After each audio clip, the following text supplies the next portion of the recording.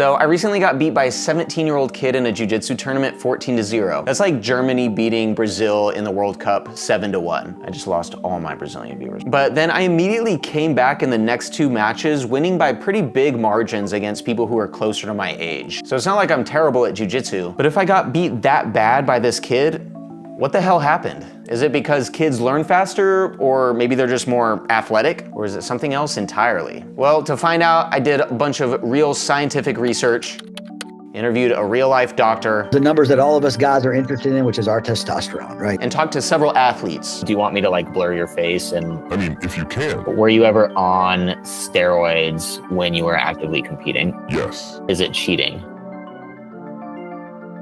No, I don't think it's cheating. Including the guy who beat me. Do you notice any difference between an adult and a masters competitor? Masters, I feel like they start to lose the athleticism. And then me and some of my elderly martial arts friends even took a biological age test, which you can do too, which I'll show you at the end of the video, to see exactly how far away we are in age from the younger guys. All to answer the question, how can I beat up more kids? No, wait, that's not what I meant. I meant, is it too late or can I still catch up? So sports in general intuitively seem like a younger person's game, right? Like the average age of a woman on the USA gymnastics team in 2024 was just 22 years old, which is weirdly the highest it's ever been, but that's besides the point. And the age was around the same for men. And in my sport, jiu-jitsu, some of the best athletes are even younger than that, like Mika or Helena, who's literally only 18. But are they prodigies because they started young, or is this selection bias? Like saying that since a successful tech billionaire dropped out of college, you must also drop out of college to be a successful tech billionaire. In other words, there are plenty of people who started BJJ super young, but who are not elite. But there's gotta be something going on here, right? Because in my 289 competition matches, the ones that stand out to me the most are the ones where I got whooped by kids who are still in high school, like William, who was 17 years old at the time of this match. He's beaten me twice already, but he's not unique. I see guys like this around all the time on the competition scene, like Will, who's actually one of Julio's teammates, the guy who beat me. They're everywhere. See, in jiu-jitsu competition, they separate you not only by weight, but also by age. If you're 32 like me, you can compete in the 30+ age division. But if you want more of a challenge, you can go down in age and compete in the adult division with people who are less than 30. And that's where I've noticed what appears to be a huge difference in speed and strength. The guys in the 30+ age division just seem to move less. And I was losing a lot initially in competition until I moved up to Master 1, where I became #1 in the world in both feather and lightweight. But it's hard to say how much of that was specifically related to age, since I was also getting better at jiu-jitsu. But the thing is, I should have man strength, right? While different aspects of strength peak at different times, studies show that overall maximal strength peaks in your late 20s to early 30s and then remains relatively stable until middle age. It's not like I'm senile either, I'm just 32 years old. And plenty of great grapplers are reaching their 30s soon, like Gordon Ryan. And if you look at the peak age in MMA, it seems to be like low to mid 30s, which Seth did a great video on, by the way. So like, even if I'm not as fast or whatever as the younger guys, I have these strength benefits plus life experience and knowledge, so I should be able to hold my own, right? But I was curious what some younger grapplers thought about this. The first person I wanted to talk to was Noah Schaffner. He's now a 19-year-old brown belt from Standard Jiu-Jitsu, who, if you're a jiu-jitsu person, you might know them as the ecological approach gym, where they're breeding a bunch of killers. I'm a purple belt. Yeah. I got promoted this year. So I wanted to know what a young guy as good as him thought about the difference between younger and older grapplers. And here's what he said. Obviously, there's a lot of contributing factors to why somebody might feel the way that they do physically when you're grappling with them. But if you're just separating by age and you're not accounting for anything else, from my observation, what I've seen to be generally true is younger guys are typically able to move harder and faster for longer periods of time in a more dynamic manner, and they just have a better gas tank overall, whereas older guys would tend to have very high isometric strength or be able to keep a sense of rigidity for a long period of time while you're rolling. So they'd be very difficult to separate from, they're very, very difficult to move around, whereas younger guys, the thing that you would struggle with them would be getting connected and staying connected because of how hard they're able to move and for how long they're able to move. Oh man, that was tough. That was no joke. No, it was really good. During that same visit to Standard, I also got to roll with Logan Hicks, who's a purple belt now, but he was a 17-year-old blue belt at the time. He won the IBJJF World Championship in the Juvenile 1 middleweight category in 2023, and just rolling with him, I could tell he was also super different. So I was curious what he thought. Most of the guys competing at 18 to that 25 age range are really trying to be competitors or trying to do the sport as their profession. And then guys 30, 35-ish or stuff like that, they're coming to sport as hobbyists. Like right now, looking at the trial scene and stuff like that, you've got guys like Reese Lafavere, other Sid, Blue, Purple that are doing extremely well at trials, some even going to ADCC and competing. You don't see 35-year-olds at Blue Belt doing extremely well at trials, going to ADCC and stuff like that, because they're mostly competing in the Masters division because that's the age range that they started in. So we compete as a 18-year-old in a very competitive division. We're obviously our skills going to increase faster than a 30-year-old competing in the Masters division that isn't as high level as the adult division, where our skill is going to increase slower. Logan's pointing out a selection bias in the talent pool. In this sense, it's not just about physicality or learning ability. Younger competitors often have different goals, so the adult division becomes a self-reinforcing cycle. The elite athletes push each other to a higher level, while the Masters division athletes tend to stay in the Masters division. And again, we're talking about the skill gap difference mainly in the intermediate belts. We'll talk more about black belts at the end of the video because things start to change there a little bit. And this selection bias thing isn't unique to just age divisions. We actually see it across jiu-jitsu competition in general. I made an Instagram reel about this idea, talking about why people feel like they're worse when they go to compete. In reality, they're just facing a more dedicated pool of athletes. This is why BJJ competition is a lot harder than you think. So say there's a competition going on right here, and there's this BJJ gym right here, and in there's a white belt, and all her white belt friends. Her name is Jennifer Lawrence, like the actress. I liked her, okay, in Hunger Games. I volunteer as tribute. And she's risen the white belt ranks. Now, all her friends encourage her to compete because you'll do well since you're beating all the other white belts at the gym. There's nothing wrong with the support, but she gets to the competition and loses in the first round. What do you mean? And got bummed out because she was doing so well in the gym against her friends. What the fuck happened? Well, see, for every Jennifer who signed up, the average level of competition increased. Jennifer miscalibrated her competition expectations to the wrong target audience. These observations make sense, but these guys haven't experienced what it feels like to get older yet. So I wanted to get the opposite opinion from my friend Eitan. He's a friend from jiu-jitsu. He's also a judo coach and was a previous member of the Israeli national team in judo. Nice, Josh. Nice. Josh, that was good entry. I get beat up by kids a lot in judo, by the way. How long have you been teaching judo? Basically for like 20, 30 years at least, yeah, on and off. Actually, my biggest pride moment is I actually helped a lady by the name of Marty Malloy. I designed all her conditioning, strength and conditioning, and she won Olympic bronze. He also worked in sports medicine, supported USA Wrestling and USA Judo, and is now a director at a company in the field of lifespan, so he's seen a lot. So I was curious what his observations were, especially in a sport like judo where it seems like the best people always start young. I experienced it myself, and I've become an older guy now. So I had techniques that I used to execute without a problem. A lot of pickups, actually. I used to pick up a lot, and I lose that capability. I can't do it anymore, you know? So it's like very frustrating. So one, I experienced it myself. Two, and again, I'm 50, so I'm talking about like down the line, yeah, for you. And observing coaching kids and coaching adults, you know, it's really hard. It's like not easy to teach adult judo, you know, it's hard for people to comprehend, and it's very unnatural for them. For kids, you know, tumbling and grappling and throwing is actually almost like second nature. It's almost something that we lose as we age. It's the same thing with the hanging and climbing. You put kids on monkey bars, you know, they can swing from bar to bar, no problem. And a lot of us kind of lose it as we grow because we stop doing it. So all these observations are interesting, but they're just that. observations. And while anecdotal evidence can still be extremely valuable, I wondered what actual controlled experiments on skill acquisition had to say. Are kids just more athletic and also able to learn more quickly? I've always heard things about kids just being able to pick things up more quickly, like languages, or having more neuroplasticity. So I've just taken this all to mean that there's something about kids' brains that just make them better learners. And there's this critical time period that you have to use. Otherwise, if you miss it, you're never gonna be as good as you could have been. But is this true?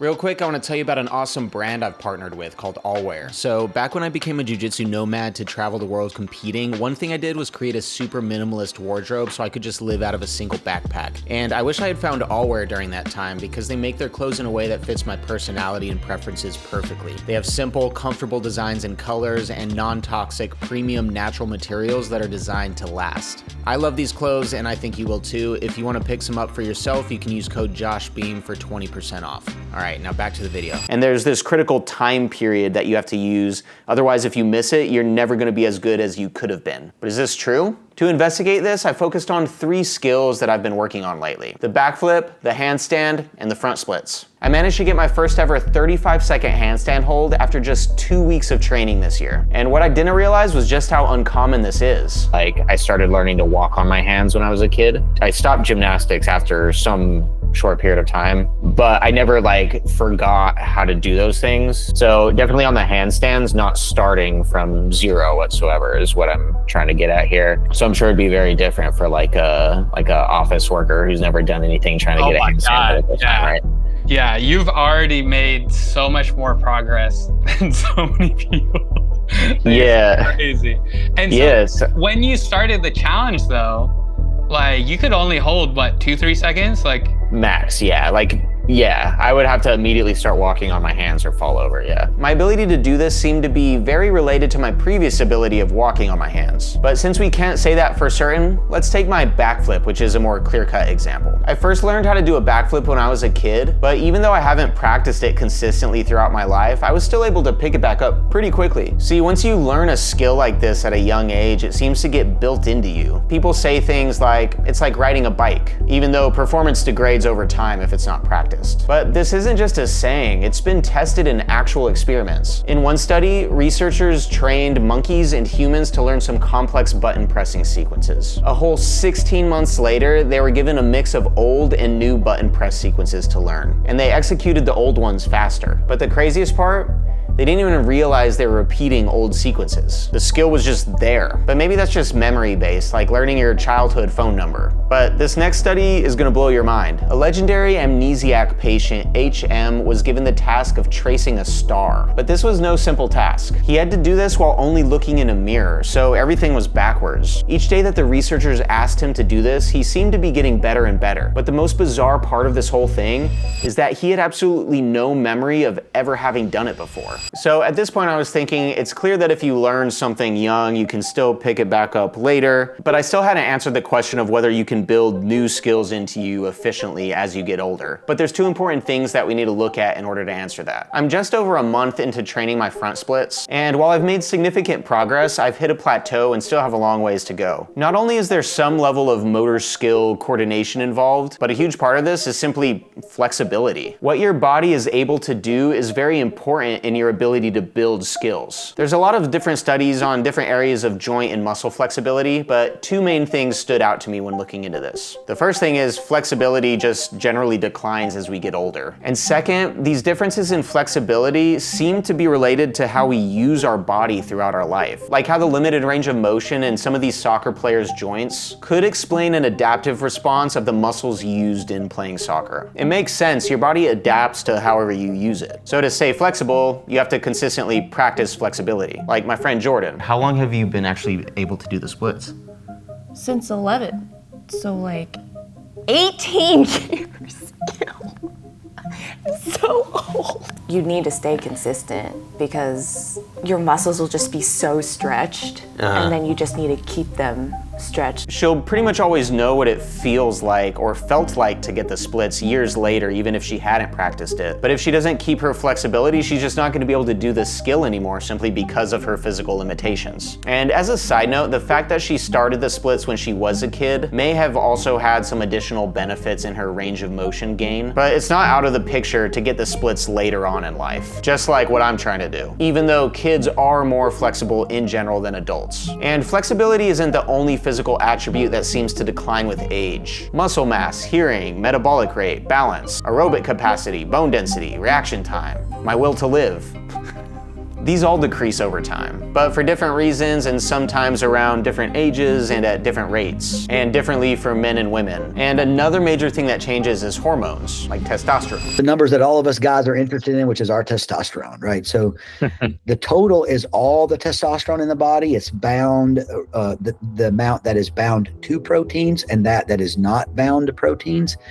And then the testosterone free is what's available. It's the biologically active, unbound percentage of testosterone. It's about somewhere around 3%, 3 to 4%, 3 to 5%, somewhere around of our testosterone is unbound. Josh, for a young man who just competed, this is a pretty good number.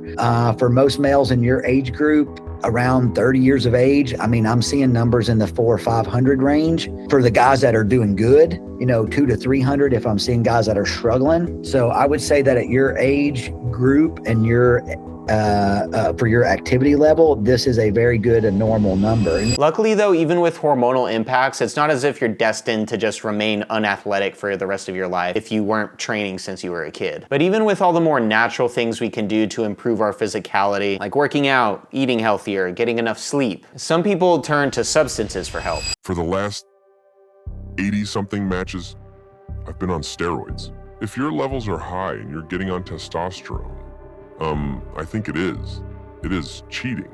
But for somebody who's my age or somebody who has super low testosterone levels, where medically you're never gonna get higher than what you're at, I think it's just bringing me to a natural level that I should be at. When I said steroids though, that you've been competing on, what about anabolics? Yeah, I've been on that. I did anabolic for just a couple months, during competing.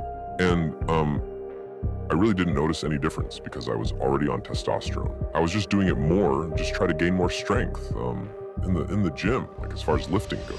So I learned that clearly your physical attributes affect your ability to do anything. If you have no strength in your arms, you're just never gonna be able to do a handstand. But what if you do have the capabilities physically to do something? What does the science say about learning skills across different age groups? I hear people say things all the time like, oh, I'm too old to learn something new. I'll never get that. Or that kids somehow have that golden age of acquiring skill. But a very recent 2024 study begs to differ. Researchers in Copenhagen tested motor learning across different age groups and found that young adults actually learned new motor skills faster than children, at least initially. While adults improved more quickly during training, children retained their skills better overnight, possibly due to less disruptive activities afterwards and also better sleep.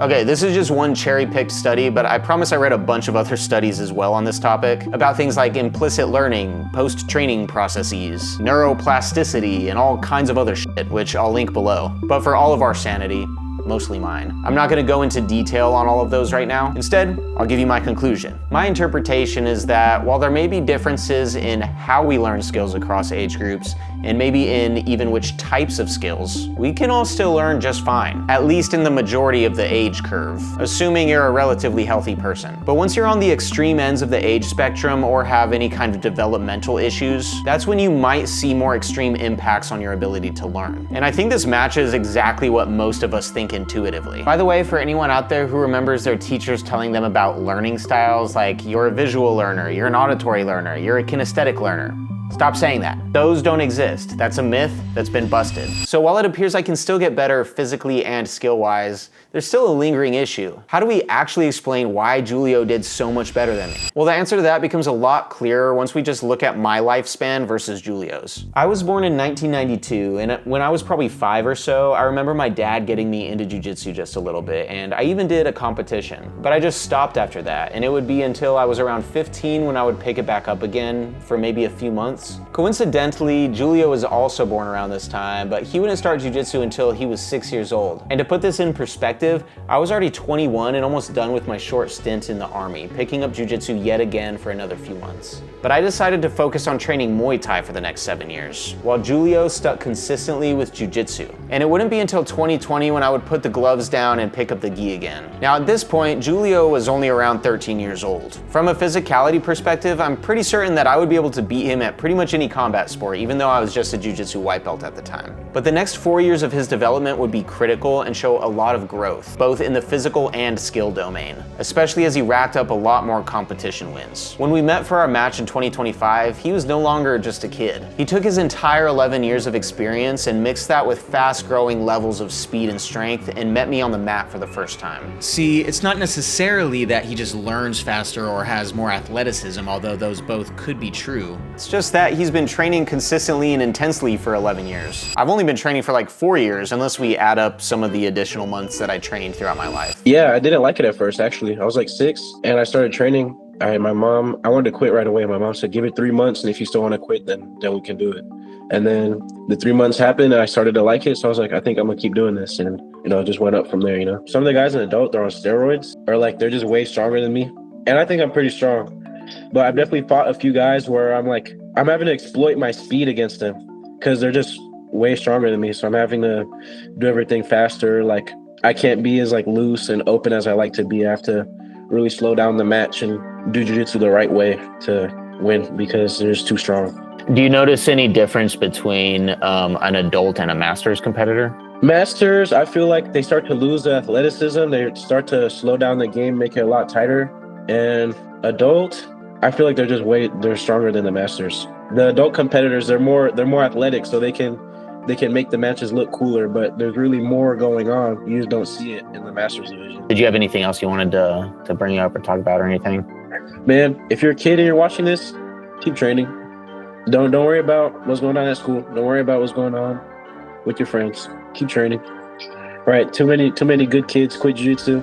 So we see that as we go throughout life, our bodies adapt to the activities that we do. Everything changes: our muscles, connective tissue, bones, joints. Our bodies are adaptation machines. We meld to the demands of our environment, like a chameleon changes their skin color. When I restarted jiu-jitsu in 2020, I had a completely different body than what I would have had if I stuck with jiu-jitsu all my life. I started at a completely different place than Julio was. And it's also the mind that's different. As an adult, you have a whole slew of life experiences that affect how you perceive the world. Your creativity, your ability to open up and experiment, worrying about being bad at something, or wondering what your body can do and being scared of injuries. These all have real effect on your actions and your ability to perform. If we look at a field of study called ecological dynamics, we can explain the world of building skills in very simple terms. Everything we do, every skill we build is based on our perception of affordances around us, or opportunities for action. As we build skills, we attune to more information about what we can do, and this gets built into us. We feel how to do it. It feels like we unlock a skill, or rather become more skillful. And we don't even need to necessarily remember how to do it, just like how HM got better at drawing the star without remembering that he'd done it before. Every skill is a dance between the individual, the task, and the environment, whether that's a handstand or jiu-jitsu. Our bodies and minds adapt and continue to evolve, even if we stop practicing, which means that even if our neuromuscular system is able to perceive previously known opportunities for action, our bodies may have just not kept up, and we have to relearn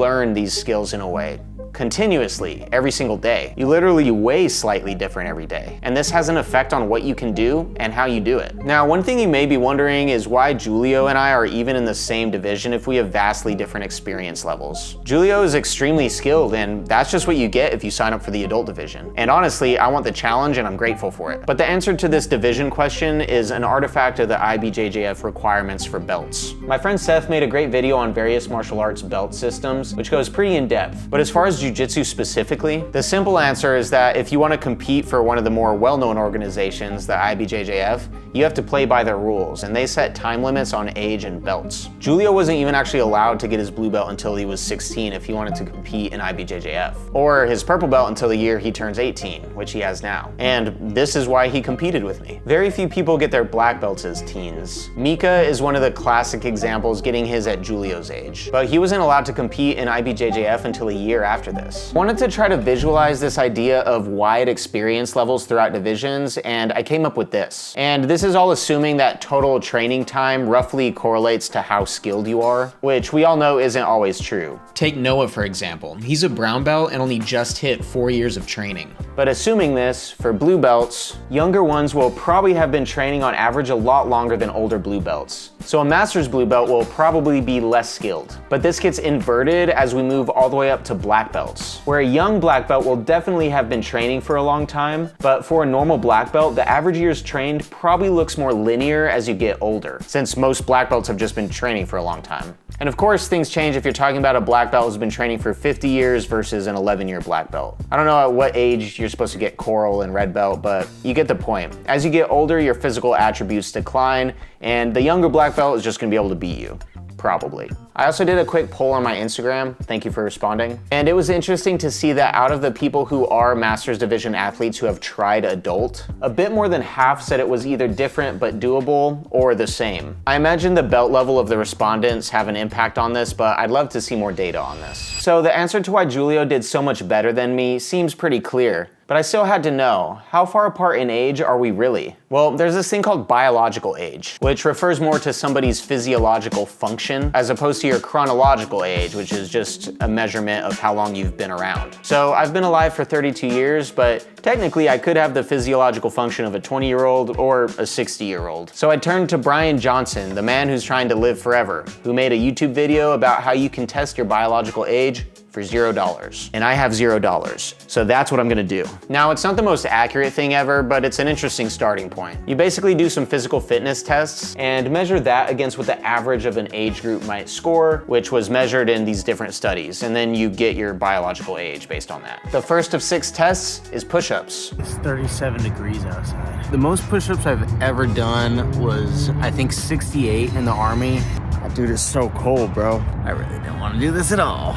So I'm 32 and I was able to do 43 push-ups, which is way above average for a teen. So I'm gonna go with 18 on this one. I also asked several other friends to do the test. My strength and conditioning coach and BJJ brown belt Matt, who's 35 and the oldest of the group, movement coach, science YouTuber, and BJJ blue belt Bren, who's my age, and multidisciplinary martial artist and YouTuber sensation Sensei Seth, who's actually the youngest of the group at 30. I was curious if we as martial artists have a lower biological age, since in theory we're more in shape than average, but we also stack up more injuries and wear and tear. Well, we're all actually 18 according to this test. But what about the sit-rise test? In this one, you sit down cross-legged and stand back up, and you get a perfect score if there's no instability or touching the ground with anything other than your legs. And again, for this one, we're all 18. So far, we're still all 18, but would the sit and reach test change anything? For this one, we're measuring hamstring flexibility. And while I'm 18 here, Matt is 36, Bren is 18, and Seth is 18. I managed to do much better on this than I otherwise would, I think, because I've been working on the splits for a month. Next up is grip strength, where I was definitely lacking. I'm 30 in this category, while Matt and Bren are 18, and Seth is also 30. 145 too. Oh, that's the highest one, yeah. So they just reset on the thing, but I saw it there. Incredible. Oh my gosh. 123. I mean, That's very dramatic. What do you get? I have 51. there we go. We've focused just on strength so far, but now it's time to test our balance. It turns out with eyes closed in this pose, balance is a lot harder than I thought. And I scored the worst out of the group at 17 seconds, bringing me to 40 years old, while everyone else is 18. This was crazy to me, since I thought I had good balance from doing so much jiu-jitsu, but clearly I need to fix this, which I'll try to do at the end of the video, so stick around. Lastly, we need to measure reaction time to visual stimulus, which declines a bit over time. But it turns out we're all about 18 there too. So the results, we've got Bren in first place at 18, which makes sense since he looks like this. Seth in second at 20, Matt in third at 21, and me in last place at 24. Damn. But if we look at the differences between biological age and chronological, Bren and Matt actually tied. They're apparently 14 years younger each than their actual age, with Seth being 10 years younger, and then me being only 8 years younger. Now, obviously this is not the most accurate test. Some of the measurements were hard to understand where to put myself in the age categories, and some things were not consistently measured. So here's why this stuff is dumb, because people's body shapes are different. I got long arms. I have to go way lower to reach the same height. But it's still interesting to see which areas I need to improve in, and note that Julio is only apparently 7 years younger than me, according to this test, which is good news maybe. Will I ever catch up to somebody like Julio? I don't know. As I've gotten better at jiu-jitsu, my body has adapted more and I feel like I'm faster and more athletic even in the adult division. And in the Masters division, I've noticed the same thing. Like at Nogi Worlds, these guys don't move super differently than all the adults. There's different adaptations happening at different times for different people. One thing I didn't mention is how accumulation of injuries is a big factor for a lot of people as they get older doing jiu-jitsu, but adding strength and conditioning has made me feel less prone to injuries. And aside from strength and conditioning, the recent movement practice I've been doing has helped significantly, like duck walking for 5 minutes a day, doing this ironing legs thing, trying to get the splits, doing backflips, and whatever else. People have different baselines and are realistically stronger or faster than other people, but the good news is that I can still adapt and readapt to new things and change. And after thinking about this a lot, I feel like skill and physicality are inseparable. I just need to adjust my strategy by getting stronger, more flexible and mobile, and just better at jiu-jitsu, and maybe even get better balance. Over a couple days, I worked on the failed balance test for my biological age, and I got a new score of 18 years old, bringing my new biological age to 20. Nice. Thanks to all the YouTube channel members and Patreon supporters. If you'd like to support as well, the links are in the description.